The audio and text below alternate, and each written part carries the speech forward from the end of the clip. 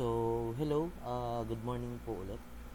So, ituturo ko naman sa inyo kung paano po mag-add ng mga menus dito sa POS natin for Resto po. So, first, meron tayong tinatawag po na navigation menu, which is nandito po siya sa left part, upper left part po. So, makikita nyo naman siya, meron tayo ditong 3 lines po. So, click lang natin siya and then punta tayo ng inventory. So first, bago tayo po gumawa ng menu, so gagawa muna tayo siya ng categories. So under sa categories po natin, so gagawa po tayo ng mga categories doon sa menu po natin. So example, gagawa po tayo. So mga so example po, gagawa tayo ng rice meals. Ayan. Then save lang po natin siya. So, add lang tayo ng add ng category hanggang sa makompleto po natin yung mga categories under dun sa menu natin. So, next po is paano naman natin lalagyan ng mismong menu na binibenta po natin yung mga categories po na ginawa po natin. So, pupunta tayo dito sa menu.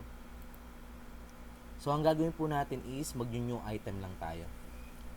So, click lang natin yung new item and then ilalagay lang po natin yung name. So, example, ito po siya.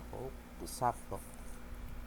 And then yung sa menu category, pipiliin natin kung saan category po natin siya isa-save. So, halimbawa, sa drinks po tayo. Ayan po siya. So, next is meron tayong mga price list po dito.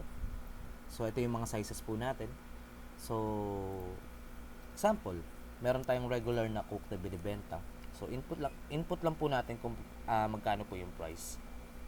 So, next, kung magdadagdag tayo ng mga ibang sizes, like meron tayong regular or large, so add size option lang. And then, depende po kung ano yung size na ilalagay natin, since na-edit naman siya. Example, itong regular, gagawin ko siyang medium. And then, meron tayong large, editable pa rin naman siya.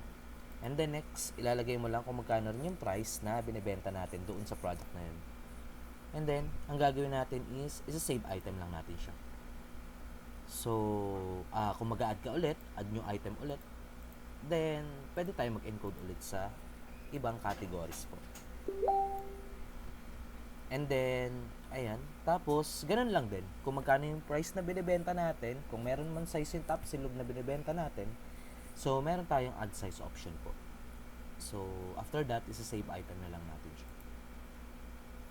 Ayan po. So, ganun lang naman kung paano po gumawa ng mga menus natin. So, thank you po.